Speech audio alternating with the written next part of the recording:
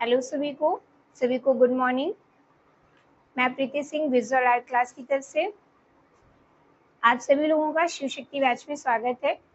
देखिए, आज की जो क्लास है वो आपकी नेटवर्क इशू की वजह से आपकी रिकॉर्डेड क्लास मिल जाएगी आप लोगों को, ठीक है। तो आज की क्लास में आप लोगों ने पढ़ा होगा कि द्विवेदी युग का हमें सामान्य परिचय पढ़ना है, पर इससे पहले की क्लास जो है उसमें आपके हम भारतीय युग के बारे में पढ़ रहे थे। भारतीय युग के बारे में थोड़ा सा आपका रह गया था, तो उसके बारे में हम यहाँ पे पहले डिस्कस करेंगे और उसके बाद आपके द्विवेदी युग शुरू करेंगे, ठीक है। भारतीय युग, ठीक है। भारतीय युग का जो है उसका थोड़ा सा टॉपिक आपका रह गया था और आप सभी लोगों के लिए ये सूचना है कि आप सभी लोग जो हैं वो विजुअल क्लास ऐप में जा करके आप ऐप को डाउनलोड कर लीजिए, क्योंकि 15 सितंबर से आपकी जो क्लासेस हैं वो ऐप में ही चलेंगी। तो आप सभी लोग ऐप को ज्वाइन कर लीजिए और शिव शक्ति बैच को परचेज कर लीजिए, ताकि आपकी जो भी क्लासेस हैं वो आपकी रेगुलरिटी बनी रहे, क्योंकि उसमें हम आपको लाइव क्लासेस भी रहेंगी, आपके डाउट सेशन रहेंगे, पीडीएफ नोट्स भी आपको ऐप में ही प्रोवाइड करवाए जाएंगे। आपकी टेस्ट सीरीज भी जो होंगी वो आपसे आपके ऐप में ही चलेंगी। तो आप सभी लोग जो है वो ऐप को जल्दी से जल्दी ज्वाइन कर लीजिए। तो चलिए आज की क्लास हम शुरू करते हैं।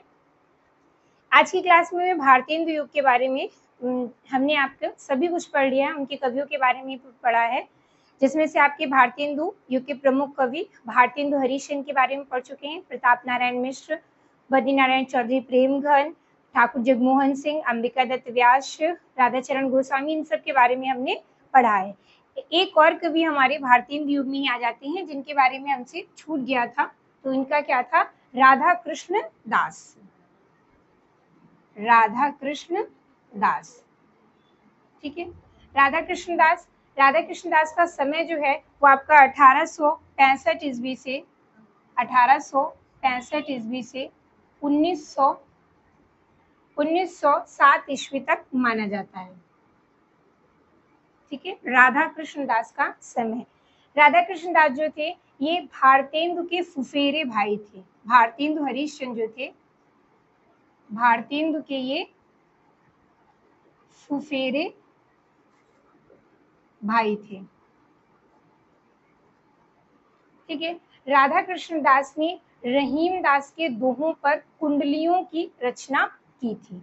इन्होंने रहीम दास के दोहों पर कुंडलियों की रचना की थी, ठीक है। तो रहीम दास के दोहों पर कुंडलियां किसने लिखी थी? तो वो थे आपके राधा कृष्ण दास। राधा कृष्ण दास की रचनाओं में देखते हैं इनकी रचनाएं, जिसमें से इनकी नाटक कौन सा है? तो इनके नाटक में आ जाता है दुखनी बाला,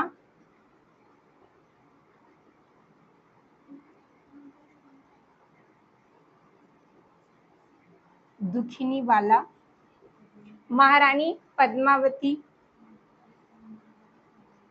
महारानी पद्मावती,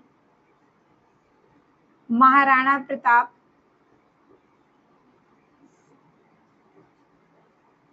ये इनके नाटक हैं। इसके अलावा है धन विलाप, धन विलाप, ठीक है। तो ये इनके नाटक हो गए किसके? राधा कृष्ण दास के। इसके बाद राधा कृष्ण दास का उपन्यास आता है, उपन्यास। तो इनका उपन्यास मिलता है निसहाय हिंदू, निसहाय हिंदू। निसहाय हिंदू जो है 1889 ईस्वी में ये प्रकाशित हुआ था, ठीक है। और निसहाय हिंदू में इन्होंने गोवध की समस्या को उठाया था। किसे? गोवध की समस्या को, गोवध की समस्या को उठाया था, ठीक है। कौन सी रचना है? निसहाय हिंदू है, ठीक है। चलिए आगे इसी में देखते हैं राधा कृष्ण दास। राधा कृष्ण दास की रचना कौन सी है? इसमें आपकी जीवनी मिल जाती है, इन्होंने जीवनी लिखी थी। कविवर बिहारी लाल, कविवर बिहारी लाल। और इन्होंने सूरदास नाम से भी जीवनी लिखी थी। ठीक है, सूरदास। ठीक है, तो राधा कृष्ण दास ने जीवनी किसकी लिखी है? कविवर बिहारी लाल की और सूरदास की। ठीक है, देखिए ये आपका हो गया राधा कृष्ण दास के बारे में। यहीं से आपके प्रश्न बनते हैं, ज्यादातर इनकी आपकी ये रचनाएं पूछी जाती हैं। ये आपके दुखनी वाला जो है कई बार एग्जाम में पूछा जा चुका है। और निसहाय हिंदू, निसहाय हिंदू का प्रकाशन वर्ष याद रखिएगा 1879 ईस्वी में हो था। और ये जो निसहाय हिंदू रचना थी ये इनकी गोवध की समस्या पर आधारित थी। ठीक है, भारतेंदु युग की एक विशेषता हमने आपको बताई थी, समस्या पूर्ति। ठीक है, समस्या पूर्ति से संबंधित आपके ग्रंथ कौन कौन से हैं? ठीक है, तो समस्या पूर्ति से संबंधित रचना है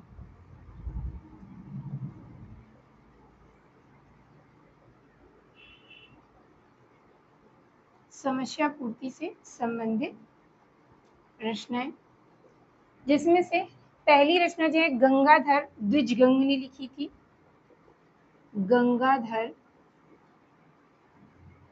द्विजगंग ने, इन्होंने समस्या पूर्ति जो है वो किस नाम से लिखी थी? समस्या प्रकाश नाम से लिखी थी। समस्या प्रकाश,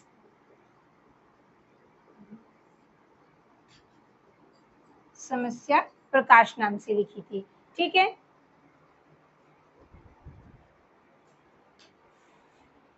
चलिए आगे देखते हैं। समस्या पूर्ति ग्रंथ में आपके नेक्स्ट कवि में आ जाते हैं दुर्गा दत्त व्यास। दुर्गा दत्त व्यास, दुर्गा दत्त व्यास ने कौन सी लिखी थी समस्या पूर्ति ग्रंथ? समस्या पूर्ति प्रकाश। समस्या पूर्ति प्रकाश नाम से। ठीक है, नेक्स्ट आप क्या जाते हैं? गोविंद गिल्ला भाई।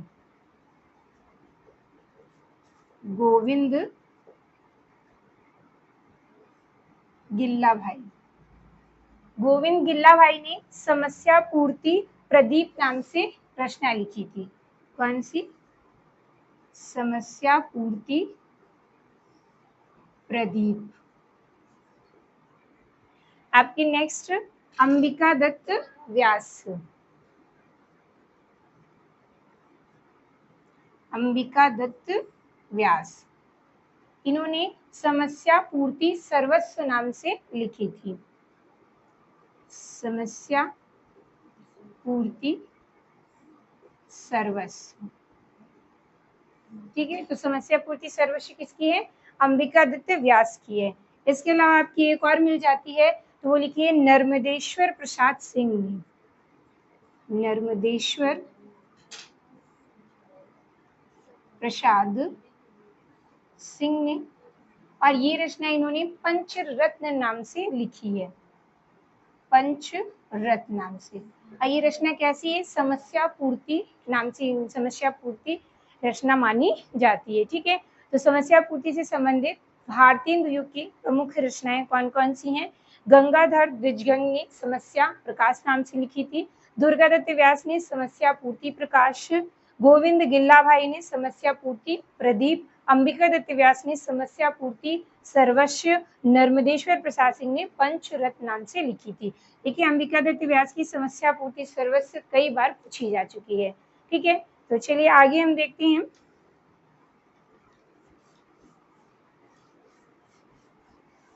आगे आपके भारतीय द्वीप के अन्य कवियों में नवनीत चतुर्वेदी। नवनीत चतुर्वेदी की रचना है कुब्जा पचीसी। ये भी आपसे एग्जाम में पूछी जा चुकी है, कुब्जा पचीसी। ठीक है, तो कुब्जा पचीसी किसकी है? नवनीत चतुर्वेदी की है। इसके बाद आपके दुर्गा दत्त व्यास। दुर्गा दत्त व्यास ये आपके भारतीय युग के अन्य कवि हैं। दुर्गा दत्त व्यास, इनकी रचनाओं में आ जाता है अद्मोद्धार, अद्मोद्धार शतक। ठीक है। आत्मोद्धार शतक किसकी है? दुर्गादत्त व्यास की है। चलिए आगे इसमें नेक्स्ट आप क्या जाते हैं, रामकृष्ण वर्मा बलवीर। रामकृष्ण वर्मा बलवीर, रामकृष्ण वर्मा बलवीर, इन्होंने लिखी है बलवीर पचासा, बलवीर पचासा नाम से लिखी है। ठीक है। नेक्स्ट आपके भारतीय हिंदू युग के कवियों में ही आ जाते हैं दिवाकर भट्ट।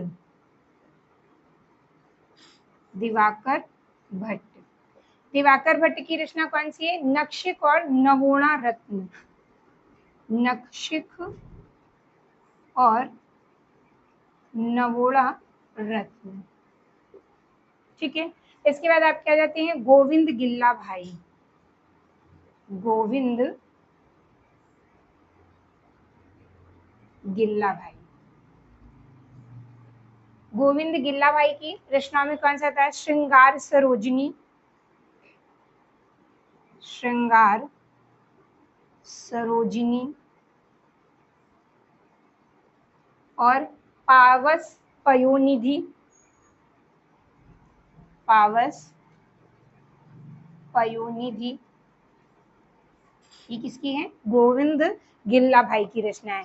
राधामुख शोठस, राधामुख शोठस, ठीक है। और षठ ऋतु, षठ ऋतु और इनकी आ जाती है नीति विनोद। कौन सी रचना है? नीति विनोद। ठीक है। तो ये आपकी गोविंद गिल्ला भाई की रचनाएं हो गई। और ये आपकी भारतीय हिंदू युग के अन्य कवि जो कि आपका बचा था, तो ये आपके इनके भी याद कर लीजिएगा क्योंकि ये रचनाएं भी आपसे पूछी जा चुकी हैं। ठीक है। तो ये सभी आपकी इम्पोर्टेंट है, तो इसलिए इनको भी देख लीजिएगा। चलिए आगे हम शुरू करते हैं। इसके बाद आपका आ जाता है भारतीय हिंदू युग के बाद द्विवेदी युग। ठीक है। जैसा कि हमने देखा भारतीय हिंदू युग जो है ये भारतीय हिंदू हरिश्चंद्र के नाम पे पड़ा। आगे हम देखते हैं द्विवेदी युग नाम कैसे पड़ा आपका। ठीक है। तो नेक्स्ट आपका आ जाता है द्विवेदी युग।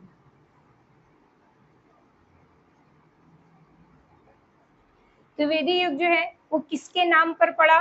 तो द्विवेदी युग आपका महावीर प्रसाद द्विवेदी, ठीक है, महावीर प्रसाद द्विवेदी के नाम पर रखा गया है। देखिए आपके हजारी प्रसाद द्विवेदी भी आ जाते हैं। ठीक है। तो इसमें आपको ऑप्शन, ये क्वेश्चन आपका बन चुका है कि द्विवेदी नाम जो है वो किस कवि के नाम के आधार पर रखा गया है? तो ये किसके नाम के आधार पर रखा गया है? महावीर प्रसाद द्विवेदी के नाम पर द्विवेदी युग रखा गया है।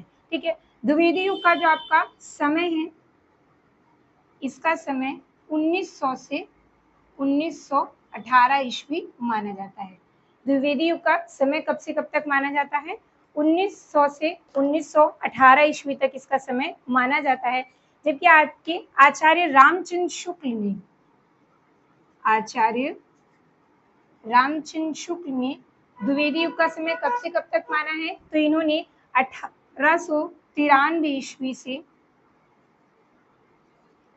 1918 ईस्वी तक माना है। ठीक है। 1893 ईस्वी से 1918 ईस्वी तक द्विवेदी युग आपका माना है। ठीक है। तो ये आपको आचार्य शुक्ल ने ये द्विवेदी युग का समय दिया है, जबकि वैसे द्विवेदी युग का समय जो है वो आपका 1900 से 1918 ईस्वी तक माना जाता है। ठीक है।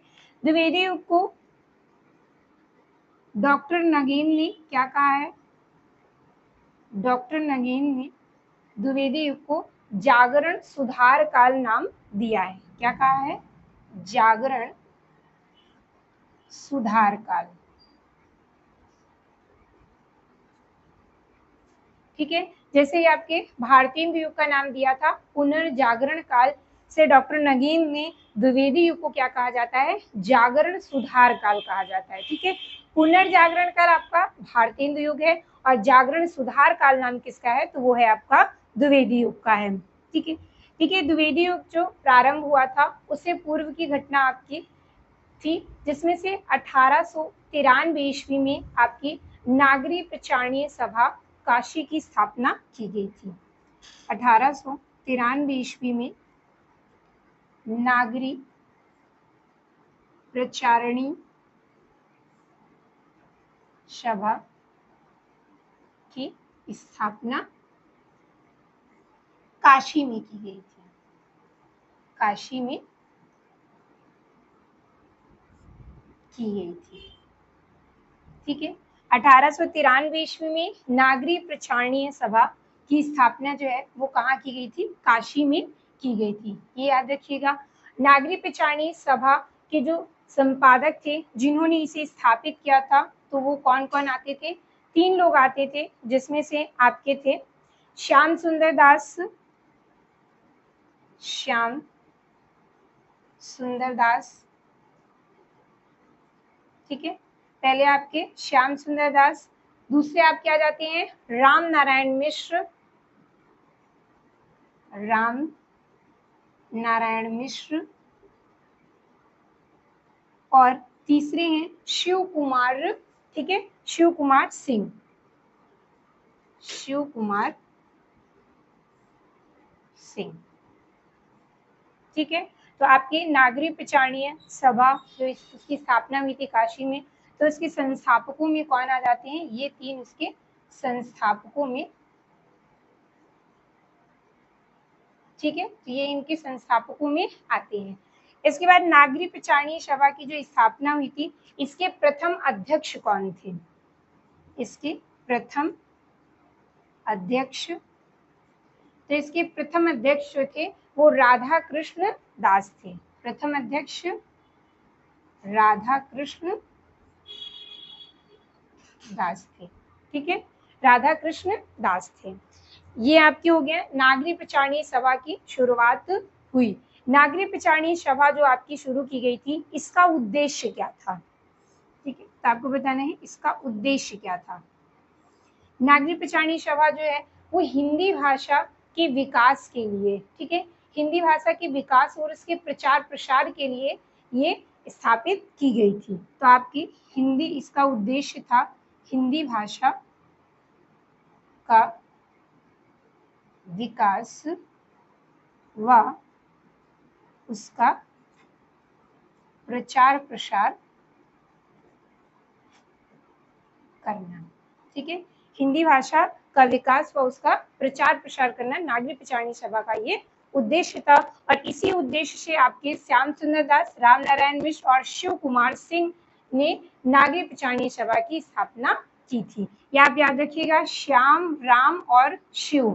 ठीक है, तो आपके तीनों ही देव श्याम, राम और शिव, इन तीनों ने ही मिलकर के क्या किया था, आपकी नागरी प्रचारणीय सभा की स्थापना की थी। कहाँ की थी, काशी में की थी। कब की थी, 1893 ईस्वी में की थी। और इसके प्रथम अध्यक्ष पूछा जाए तो वो थे आपके राधा कृष्ण दास थे। इसके प्रथम अध्यक्ष कौन थे, राधा कृष्ण दास थे। इसके बाद आपका 1899 ईस्वी में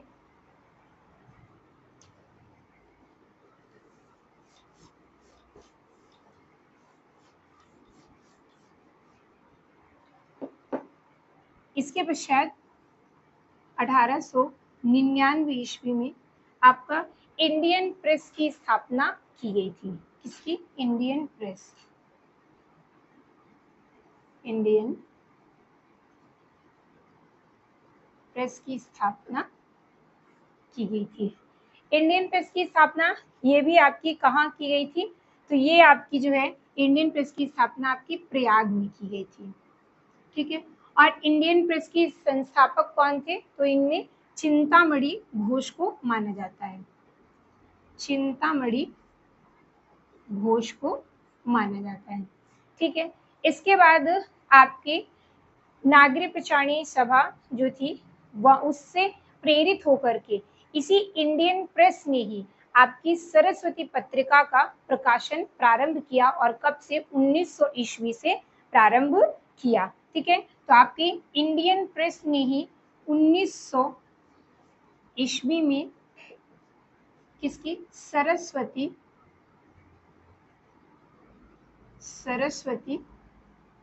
पत्रिका का प्रारंभ किया। ठीक है, तो इंडियन प्रेस ने ही आपकी नागरिक पछाड़ीय सभा जो है उसे प्रेरित होकर के इंडियन प्रेस ने 1900 ईस्वी में आपकी सरस्वती पत्रिका का संपादन किया था और सरस्वती पत्रिका को प्रारंभ किया था। और इसके प्रथम संपादक के रूप में कौन आते हैं? इसके प्रथम संपादक, तो इसके प्रथम संपादक जो थे वो आपके थे श्याम सुंदर दास। ठीक है, श्याम सुंदर दास, श्याम सुंदर दास इसके प्रथम संस्थापक थे। उसके बाद सरस्वती पत्रिका में 1903 ईस्वी में संपादक कौन बने? तो वो बने आपके महावीर प्रसाद द्विवेदी। महावीर प्रसाद द्विवेदी। ठीक है, तो सरस्वती पत्रिका के प्रकाशन का प्रारंभ कब से हुआ था? तो ये आपका 1900 ईस्वी से प्रारंभ हुआ था और सरस्वती पत्रिका के प्रारंभ से ही आपके द्विवेदी युग का प्रारंभ माना जाता है। ठीक है, 1900 ईस्वी से ही आपका क्या द्विवेदी युग का प्रारंभ माना जाता है। ठीक है, यानी कि किस पत्रिका के प्रारंभ से अगर पूछा जाए कि द्विवेदी युग का प्रारंभ माना जाता है तो है आपकी सरस्वती पत्रिका। ठीक है, क्योंकि इसका प्रकाशन प्रारंभ जो है वो 1900 ईस्वी में किया गया था और इसके प्रथम संपादक श्याम सुंदर दास थे और दूसरे संपादक के रूप में 1903 ईस्वी में आपके महावीर प्रसाद द्विवेदी बने थे और ये 1903 ईस्वी से 1920 ईस्वी तक इसके संपादक रहे। इसके संपादक रहे। ठीक है, 1903 ईस्वी से 1920 ईस्वी तक। इसी से संबंधित एक घटना आपकी रहती है कि जब निराला अपनी रचना जूही की कली जो कि उन्होंने 1916 ईस्वी में लिखी थी, तो निराला जब 1916 ईस्वी में अपनी रचना जूही की कली को महावीर प्रसाद द्विवेदी के पास ले जाते हैं सरस्वती पत्रिका में छपवाने के लिए, तो महावीर प्रसाद द्विवेदी जो है वो उनकी रचना में अशुद्धियों को देखते हुए कह देते हैं कि इस रचना को हम अपनी पत्रिका में नहीं छापेंगे। ठीक है, तो महावीर प्रसाद द्विवेदी ने सरस्वती पत्रिका में निराला की रचना जूही की कली को छापने से मना कर दिया था। और दूसरी चीज आप याद रखिए, महावीर प्रसाद द्विवेदी ने हिंदी में खड़ी बोली भाषा का क्या किया है? परिष्कार किया है। ठीक है, तो हिंदी में आपकी खड़ी बोली भाषा का जो शुद्धतम रूप हमें देखने को मिलता है वो हमें किसने किया था? तो उसका जो प्रयास है वो आपके महावीर प्रसाद द्विवेदी का है। ठीक है, महावीर प्रसाद द्विवेदी के प्रयासों के कारण ही आपकी खड़ी बोली भाषा जो है जो आज आपकी शुद्ध रूप में मिलती है तो वो महावीर प्रसाद द्विवेदी के कारण ही। ठीक है, तो इसी में आपके द्विवेदी युग का ये प्रारंभ होता है। इसके बाद हम देखते हैं सरस्वती पत्रिका को 20वीं शताब्दी के आरंभिक चरण का विश्वकोश कहा जाता था। सरस्वती पत्रिका को क्या कहा जाता था? 20वीं शताब्दी के 20वीं शताब्दी के 20वीं शताब्दी के आरंभिक चरण का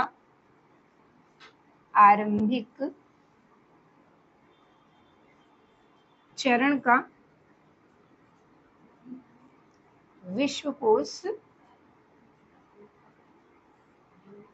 कहा जाता है।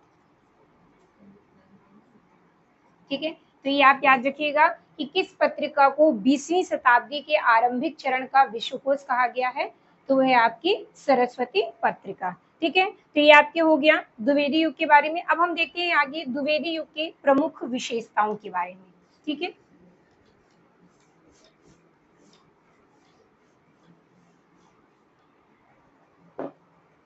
द्विवेदी युग की आपकी प्रमुख विशेषताएं। द्विवेदी युग की प्रमुख विशेषताओं में पहली विशेषता इसकी आ जाती है राष्ट्रीयता की नवीन धारणा। क्या है? राष्ट्रीयता की नवीन धारणा। देखिए, भारतेंदु युग की जो रचनाएं थी, जैसे कि हमने बताया आपका रीतिकाल की जो रचनाएं थी, उसमें राजाश्रयों के राज्य के जो आश्रय में कवि रहते थे, तो वो अपनी ही राजाओं की प्रशंसा किया करते थे। उसके बाद आपका जब भारतेंदु युग आया तो उसमें भी आपकी उसकी छाप देखने को मिलती है। लेकिन भारतेंदु युग में भी राष्ट्रीयता की भावना देखने को मिलती है, परंतु द्विवेदी युग की रचनाओं में जो है वो राष्ट्रीयता की नवीन धारणा आपको देखने को मिलती है। इसमें राष्ट्रीयता की भावना को लेकर के बहुत सारे कवियों ने अलग अलग रचनाएं लिखी हैं, तो जब हम उनके बारे में देखेंगे तो उसमें पढ़ेंगे। नेक्स्ट आपकी आ जाती है द्विवेदी युग की विशेषताओं में इतिवृत्तात्मकता। इतिवृत्तात्मकता इतिवृत्तात्मकता जो है ये द्विवेदी युग की प्रमुख विशेषता मानी जाती है। ठीक है, इतिवृत्तात्मकता क्या है? द्विवेदी युग की प्रमुख विशेषता के रूप में जाना जाता है। और इतिवृत्तात्मकता होती क्या है, इसे कहते क्या है? तो इतिवृत्तात्मकता का अर्थ होता है वस्तु वर्णन या फिर किसी आख्यान या तथ्य का वर्णन करना। इसका अर्थ क्या होता है? वस्तु वर्णन या किसी तथ्य या आख्यान का वर्णन। तथ्य या आख्यान का वर्णन, यही आपकी क्या है? इतिवृत्तात्मकता कही जाती है।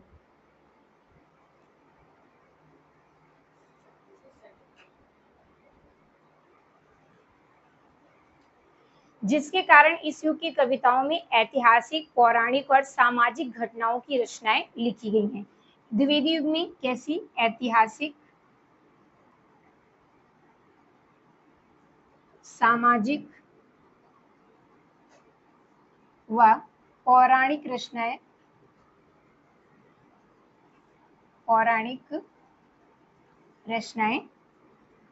मिलती हैं। ठीक है, तो द्विवेदी युग में इतिवृत्तात्मकता के प्रभाव से ही आपकी ऐतिहासिक, सामाजिक व पौराणिक रचनाएं मिलती हैं।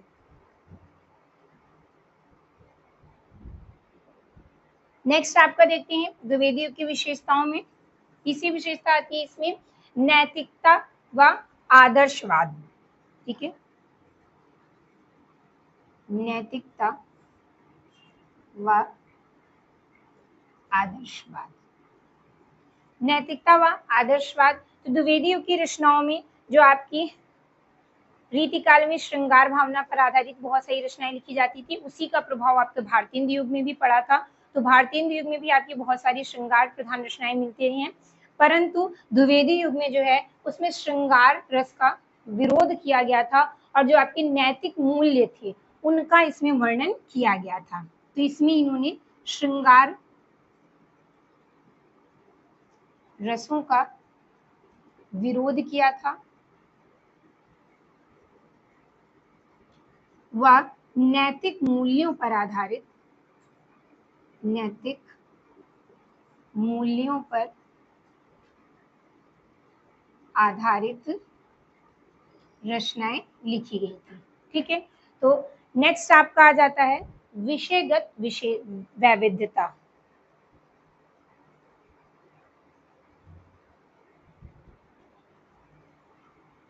नेक्स्ट है विषयगत वैविध्य।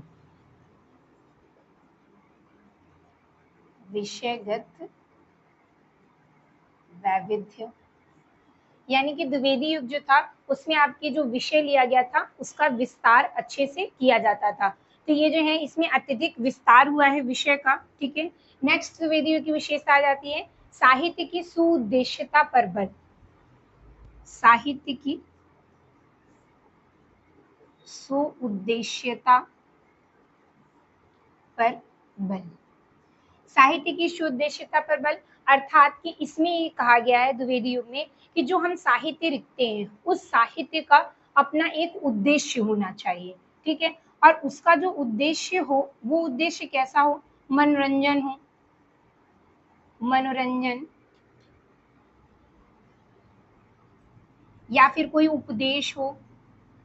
ठीक है, या कोई शिक्षा हो, तो द्विवेदी युग की रचनाओं का एक था कि इसमें साहित्यिक शोधोद्देश्यता पर बल दिया गया था कि जो साहित्य रचा जाएगा उसका अपना एक उद्देश्य होना चाहिए। ठीक है, नेक्स्ट इसमें द्विवेदी युग की विशेषताओं में आ जाता है काव्य रूप की विविधता। काव्य रूप की विविधता,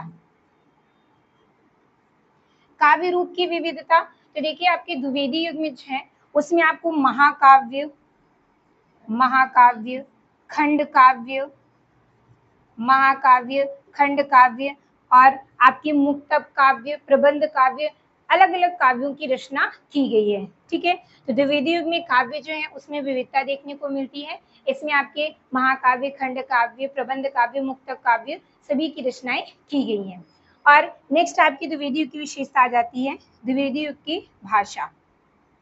तो द्विवेदी युग की भाषा कौन सी थी? द्विवेदी युग में आपकी खड़ी बोली भाषा का,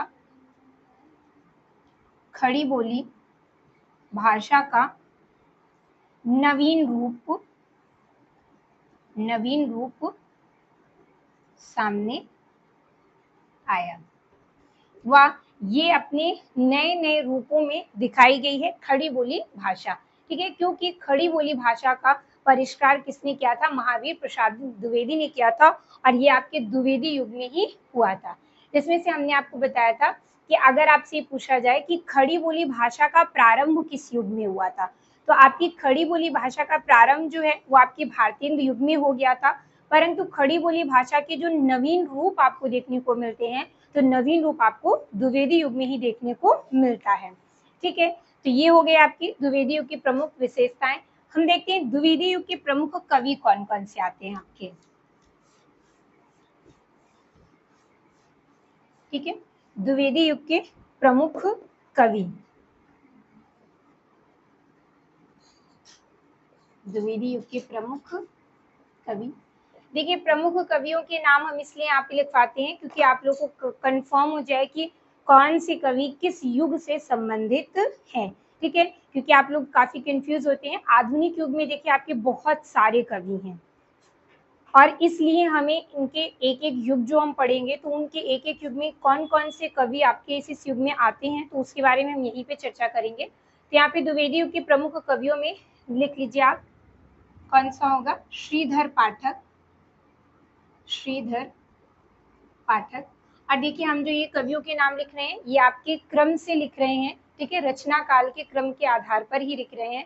तो अगर ये आपका नेट वगैरह के एग्जाम में पूछते हैं कि क्रम से लगा करके इनका बताइए, तो ये आपका क्रम से ऑलरेडी लगा हुआ है। श्रीधर पाठक। नेक्स्ट आपकी नाथूराम शर्मा शंकर, नाथूराम शर्मा शंकर। नेक्स्ट आपके आ जाते हैं महावीर प्रसाद द्विवेदी, महावीर प्रसाद द्विवेदी। और नेक्स्ट आपके है बाल मुकुंद गुप्त, बाल मुकुंद गुप्त। और आपके अयोध्या सिंह उपाध्याय हरिऔध। ठीक है, हरिऔध, इनका पूरा नाम क्या था? अयोध्या सिंह उपाध्याय हरिऔध। इसके बाद लाला भगवान दीन, लाला भगवान दीन। लाला भगवान दीन के अलावा आपके आ जाते हैं रामचरित उपाध्याय, रामचरित उपाध्याय। और राय देवी प्रसाद पूर्ण, राय देवी प्रसाद पूर्ण। ठीक है, इसके बाद नेक्स्ट आपके आ जाते हैं कामता प्रसाद गुरु, कामता प्रसाद गुरु। और गिरिधर शर्मा नवरत्न, गिरिधर शर्मा नवरत्न, गिरिधर शर्मा नवरत्न। ये भी आपकी किसमें आती है? द्विवेदी युग के प्रमुख कवियों में आती है। इसके अलावा गया प्रसाद शुक्ल स्नेही, गया प्रसाद शुक्ल स्नेही। गया प्रसाद शुक्ल स्नेही, ये भी आपके द्विवेदी युग के कवियों में आते हैं। नेक्स्ट आपके आ जाते हैं रूप नारायण पांडे। ठीक है, रूप नारायण पांडे भी आपके द्विवेदी युग के कवियों में आ जाते हैं। इसके अलावा मैथिली शरण गुप्त और आपके लोचन प्रसाद पांडे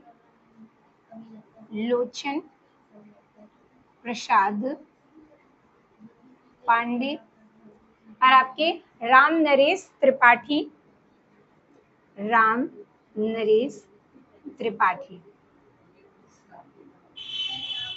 ठीक है, तो ये देखिए, ये आपके हो गए द्विवेदी युग के प्रमुख कवि। द्विवेदी युग के प्रमुख कवियों में कौन कौन से आ जाते हैं? देखिए, श्रीधर पाठक, नाथूराम शर्मा, शंकर, आपके महावीर प्रसाद द्विवेदी, बाल मुकुंद गुप्त, हरिऔध, अयोध्या सिंह उपाध्याय, हरिऔध इनका पूरा नाम है, लाला भगवान दीन, रामचरित उपाध्याय, राय देवी प्रसाद पूर्ण, कामता प्रसाद गुरु, गिरधर शर्मा नवरत्न, गया प्रसाद शुक्ल स्नेही, रूप नारायण पांडे, मैथिली शरण गुप्त, लोचन प्रसाद पांडे और राम नरेश त्रिपाठी। ठीक है, तो ये आपके प्रमुख कवि हो गए द्विवेदी युग के।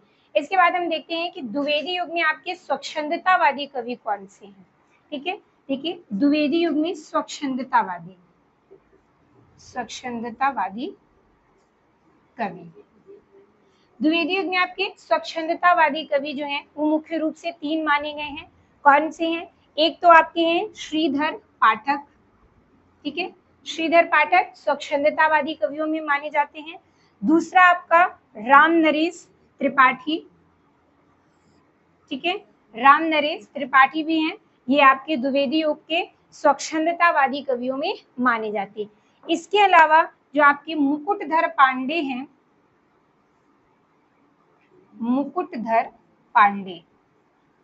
तो मुकुटधर पांडे भी जो है ये आपके द्विवेदी युग में आते हैं, परंतु द्विवेदी युग से ज्यादा ये किसमें आते हैं? आपके छायावाद युग में। और छायावाद युग में मुकुटधर पांडे को छायावाद का प्रवर्तक भी माना गया, आचार्य रामचंद्र शुक्ल ने माना है।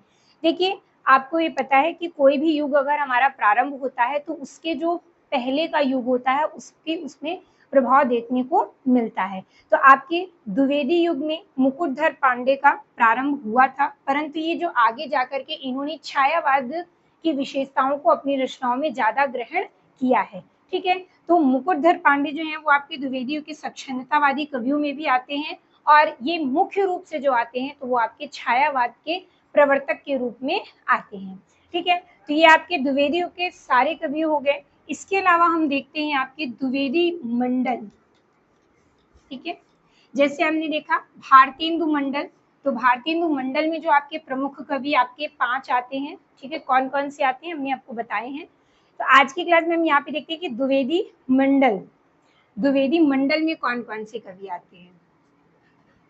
द्विवेदी मंडल के कवि, इसमें आपके आ जाते हैं पहले अयोध्या सिंह उपाध्याय हरिऔध। ठीक है, अयोध्या सिंह उपाध्याय हरिऔध। दूसरा आपका आ जाता है द्विवेदी मंडल में महावीर प्रसाद द्विवेदी।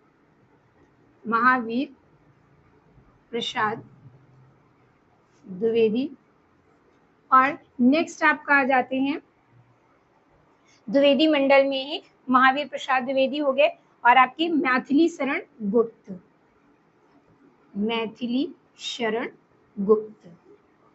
ठीक है, तो ये द्विवेदी मंडल की बात बता रहे हैं, क्योंकि आपसे ऐसे भी पूछ सकता है कि कौन सा कवि द्विवेदी मंडल में शामिल नहीं है। तो मैथिली शरण गुप्त हो गए। नेक्स्ट आपके रामचरित उपाध्याय।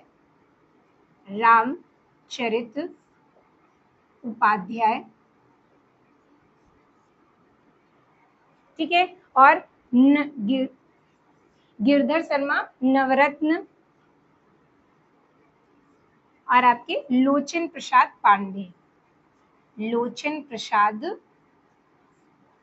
पांडे। ठीक, तो ये आपके द्विवेदी मंडल के प्रमुख कवियों में शामिल हैं। ठीक है, तो ये आप याद रखिएगा कि द्विवेदी मंडल में कौन कौन से कवि आपके आते हैं। हरिऔध महावीर प्रसाद द्विवेदी, मैथिली शरण गुप्त, रामचरित उपाध्याय, नवरत्न लोचन प्रसाद पांडे। इन 6 कवियों को मिला करके द्विवेदी मंडल बनाया गया था। इसके अलावा आपके जितने भी आ जाते हैं तो वो कुछ जो आपके आते हैं, तो आपके 3 कवि जो हो गए वो स्वच्छंदतावादी कवि आते हैं द्विवेदी युग में, और अन्य कवि जो आगे वो द्विवेदी मंडल के बाहर के कवि है वो द्विवेदी युग के ही, परंतु द्विवेदी मंडल के बाहर के कवि उनको माना जाता है। ठीक है, तो आपकी आज की क्लास में हमने द्विवेदी युग की प्रमुख विशेषताओं के बारे में देखा, द्विवेदी युग का जो सामान्य परिचय था उसके संबंध में देखा, द्विवेदी युग की कैसे शुरुआत हुई। अगली क्लास जो है उसमें हम देखेंगे द्विवेदी युग के जो आपके प्रमुख कवि रहे हैं उनके बारे में। ठीक है, द्विवेदी युग के जो आपके प्रमुख कवि रहे हैं जैसे श्रीधर पाठक, मैथिली शरण गुप्त, महावीर प्रसाद द्विवेदी, तो हम इनकी एक एक क्लास में चर्चा करेंगे। तो आप सभी लोगों के लिए सूचना है कि आप सभी लोग ऐप को जरूर डाउनलोड कर लीजिए और उसे जल्दी से जल्दी परचेज कर लीजिए, क्योंकि मंडे को जो आपकी क्लास होगी वो आपकी ऐप में ही होगी। तो आप सभी लोग ज्वाइन कर लीजिएगा और ऐप में ही हम मंडे को मिलते हैं।